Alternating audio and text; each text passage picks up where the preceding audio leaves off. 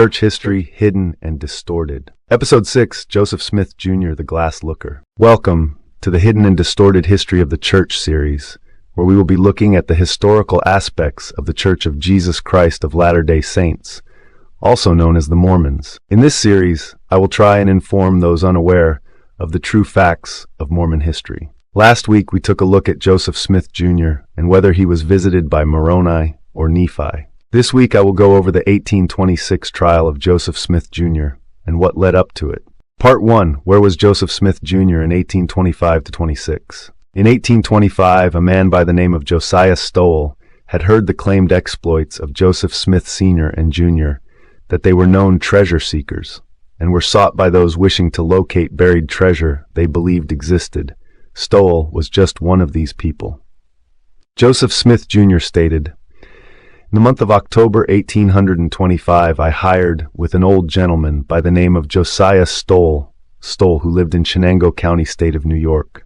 He had heard something of a silver mine having been opened by the Spaniards in Harmony, Susquehanna County, state of Pennsylvania, and had previous to my hiring with him been digging in order, if possible, to discover the mine. This is something the church openly admits to. It is historical. We cannot debate it, period. It is of record. BYU scholars teach that Smith related many spiritual experiences.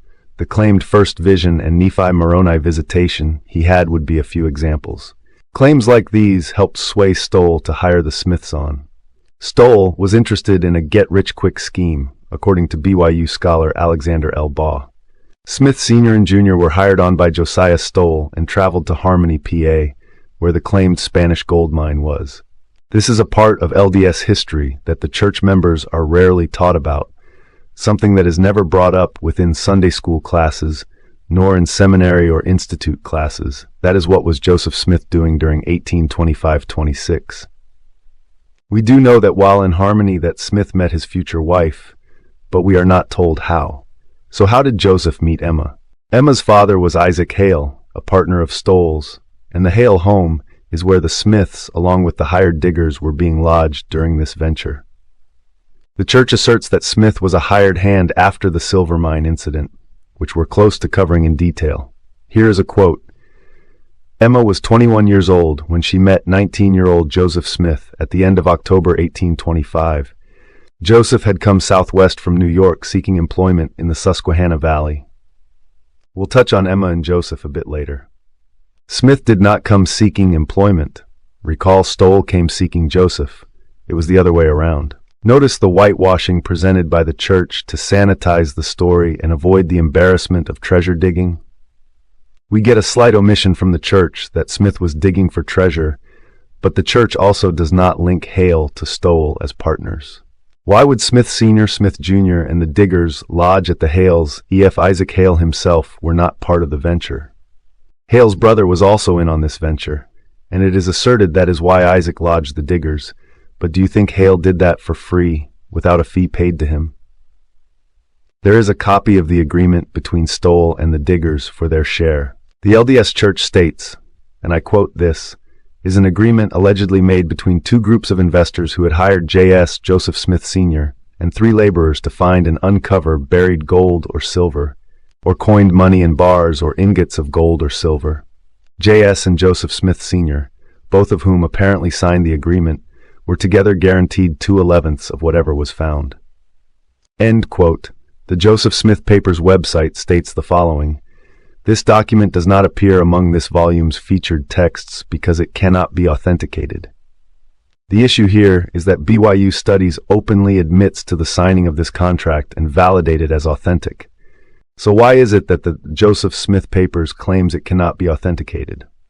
Joseph Smith stated that he did not take this job to help Stowell, but to help his family who were in financial debt, which we saw in earlier episodes. According to LDS historian Dr. Craig James Ostler, the Smith family farm's mortgage was due, and the Smiths needed the money to pay on it, so Joseph Sr. and Jr. agreed to the project once the price was right for their needs. Lucy Mack Smith gave an account of an event where Joseph scried the home and property of Stowell, describing many structures in detail. She tells us that Stowell hired Smith on the spot, though she omits her husband, Smith Sr., was also hired on as well. Lucy also tells us in her account that Joseph Jr. at first refused, but when Stoll increased the offered wages, Smith decided to agree. This confirms what LDS Church historians have admitted to, whereas church leaders and apologists either deny it or sanitize it. Now, why would Lucy have any reason to make such a claim up? This also falls in line with the contract we have between Smith Sr. and Jr. with Stoll, Hale, and several others. We also know without doubt that Joseph and his father indeed went to South Bainbridge to locate the treasure Stoll was inquiring of. The LDS Church on their website does tell us the following. Isaac and Elizabeth Hale were opposed to the relationship, disapproving of Joseph's religious pursuits and his work for Josiah Stoll, who had hired Joseph to help him dig for purported lost Spanish silver in the area. An issue we face here is, why would Hale board the Smiths and other diggers if he did not approve of the venture taking place? The church really wants to stress to those readers who stumble upon this information that Hale was not a part of this endeavor. They relate, in the fall of 1825, an acquaintance of the Hales, Josiah Stoll, hired young Joseph Smith and others to dig for silver. After a month of digging and finding nothing, Joseph persuaded Mr. Stoll to quit digging. While Joseph was working for Mr. Stoll, Joseph and his father boarded with the Hales. That's when Emma met Joseph. I already touched on the Isaac Hale part enough. We do not need to beat this one to death. But the church states Hale has nothing to do with the dig. Then they state he housed the diggers. And on Fair LDS under the Joseph Smith 1826 trial, apologists state the Smiths and other diggers stayed in an old house on the Hale property. We get 3 different explanations. I will leave it up to you which one you accept. The LDS website article also stated that it was Joseph who wanted to call off the dig, which is not completely correct, but we will come to that later on. The article goes on to state that Joseph and his father continued to work for a year or so within the area after the Spanish mine event. Over the next year, as Joseph and his father worked at various jobs in the area. But we know that is not completely correct either. Smith Jr. could not have worked within the area for the next year, as he was shunned from being within the South Bainbridge Harmony area on account of a fraud case for being a disorderly person and an imposter. He then returned just over 8 months later, eloping with Emma Hale. Now let's take a look at what took place finally. Part 2, the dig itself according to Dan Vogel in his video, Joseph Smith's 1826 trial, the verdict, the testimony. The Spanish treasure dig took place upon a steep bluff within the foothills of Aquago Mountain on one Joseph McCune Jr.'s farm in November of 1825. Once the party had arrived at the site, they were greeted by 4 previously dug holes by Stoll's former party prior to hiring the Smiths. One of these dig sites was 20 feet deep with a 150-foot circumference. After a period of time that the party had been digging, Joseph Jr. never dug himself. Recall from Meet Joseph Smith Jr. Smith stopped the workers and asserted that the treasure had been charmed, moving away to another location that they would now need to dig. Recall from episode 3. This is the same ploy that Joseph and Alvin used in their scrying and water witching endeavors as well. Aside of the first site Smith had the workers digging, he had them dig an additional 3 more pits to the south of Site 1 and 1 more east of the original site as well. This all took place within a 2-week period where Smith could continue to claim the treasure was charmed, moving away from the search party. The contract the party had struck up had Smith being paid 12 cents a month, quite a bit of money in Smith's day. He needed to keep them digging to continue to supply an income for himself and his father. Do not forget the payment on their farm had been due, and they were in need of money to pay the mortgage. After the first 2 weeks of failing to produce any results, some members of their party started to question and doubt Smith's claims. This brought Smith Jr. to suggest to Stoll that maybe they should give up the search. Fair gives a similar account that Smith proposed they cease the search. Fair states the following. They participated with Stoll and the company of workers in digging for the mine for less than a month. Finally, Joseph persuaded him to stop.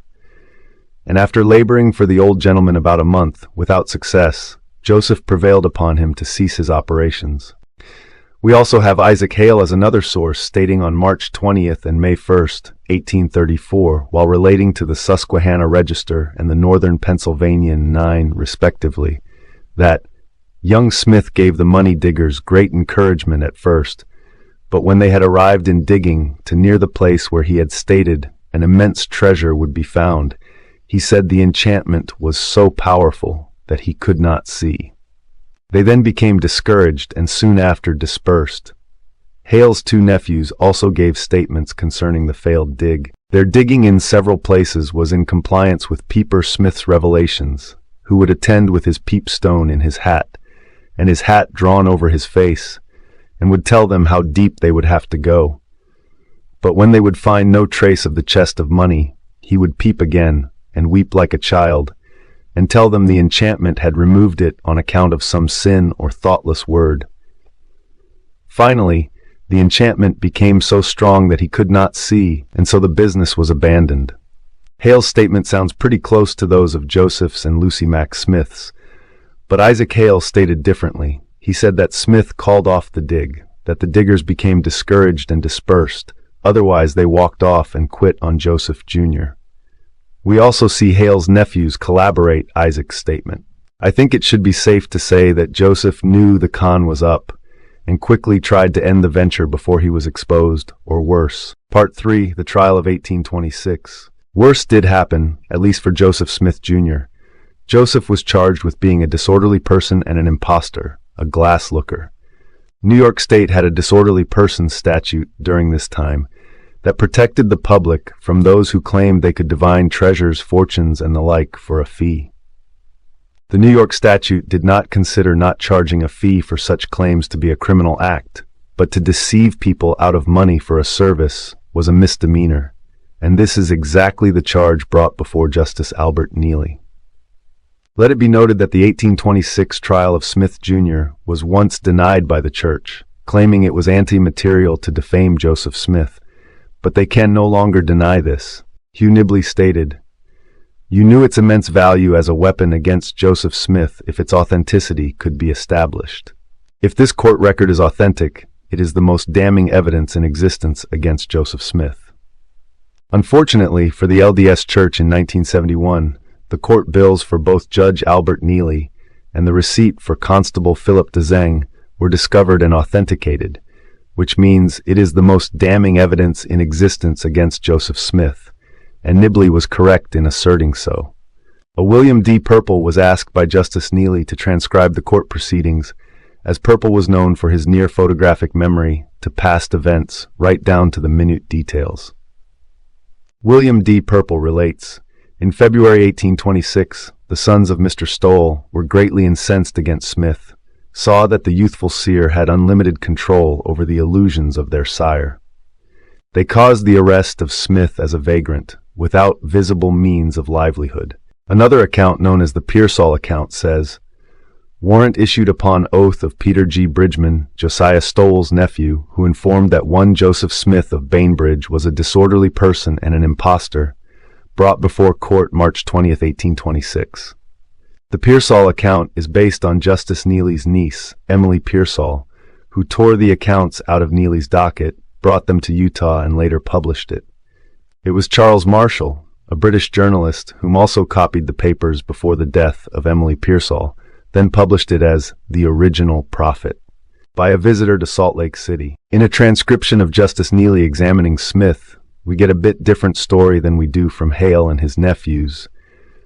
Prisoner examined says that he came from the town of Palmyra and had been at the house of Josiah Stowell in Bainbridge most of the time since, has small part of time been employed in looking for mines, but the major part had been employed by said Stowell on his farm and going to school.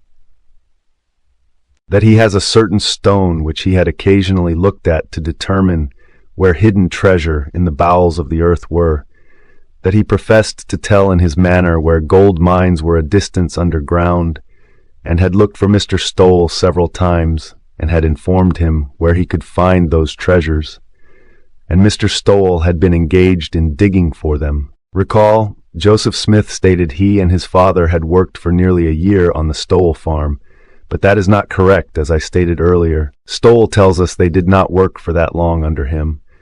As well, we know that the Smiths went to work for Joseph Knight Sr. for a time in 1825-26 in Colesville, New York, where he was also claimed to be digging for treasure once again. The first problem we encounter is that Joseph only admits to using a seer stone occasionally, which was not a crime. He neglects to mention he was paid for using the said stone as a glass looker, or stone seer, which would be a misdemeanor.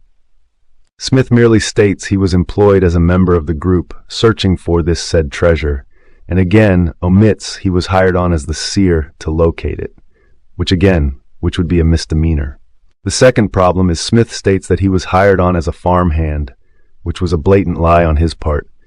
He was hired on solely to locate the Spanish treasure, as per the contract. Third issue we face is Stoll does not mention Smith advancing in education, and Emma stated a few times that Joseph could not form a coherent sentence when they met.